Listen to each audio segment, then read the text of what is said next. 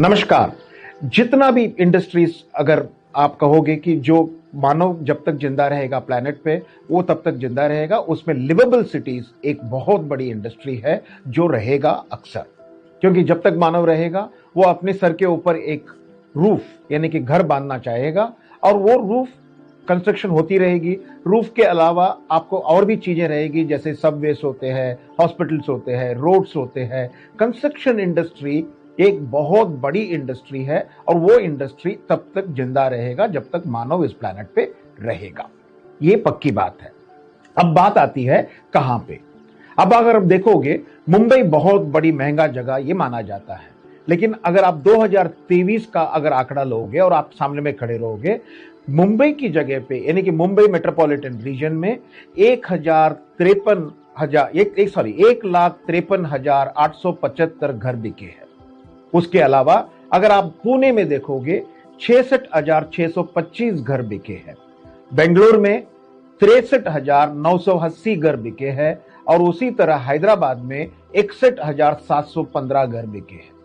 कोलकाता जो माना जाता है कि थोड़ा कम हुआ है और कम स्तर पे घर बिका है, वो है 23,030 घर बिके हैं और चेन्नई में 21,630 घर बिके हैं।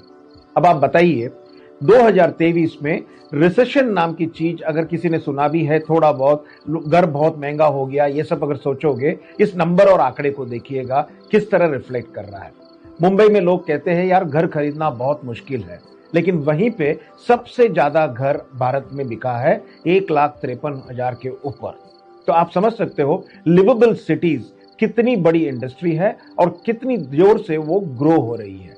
हर इंसान जो कमाता है, कुछ भी कमाता है, वो अपनी आधा ईएमआई यानी कि अगर 6,000 रुपया कमा रहा है तो 3,000 रुपया घर के ईएमआई में दे देता है। ये आंकड़े बता रहे हैं, खास तौर पर मुंबई शहर पे। यानी कि मुंबई शहर में घर खरीदने वाले लोग अपने ईएमआई को अपने सैलरी के 50% तक ले जा रहे हैं और घर खरीदने की उनकी जो क्षमता हो या इच्छा समझो, आप जो भी समझो, वो चीज बढ़ रही है। तो इसीलिए आपको ख्याल रखना चाहिए कि लिवेबल सिटीज पे यानी कि लिवेबल सिटीज के इंडस्ट्री में अपनी करियर बनानी है आपको, तो आप बेशक बना सकते हो। वो सिविल इंजीनियरिंग हो या और कोई असॉर्टेड इंडस्ट्री उसके साथ जुड़ा हुआ हो। जुड़े रहिएगा लिवेबल इंडस्ट्रीज के साथ में अपनी करियर को सक्सेसफुल बनाने के लिए। मैं और एक एपिसोड लेकर कल वापस आपके सामने में प्रस्तुत होऊंगा। तब तक के लिए आज्ञा दीजिएगा। नमस्कार।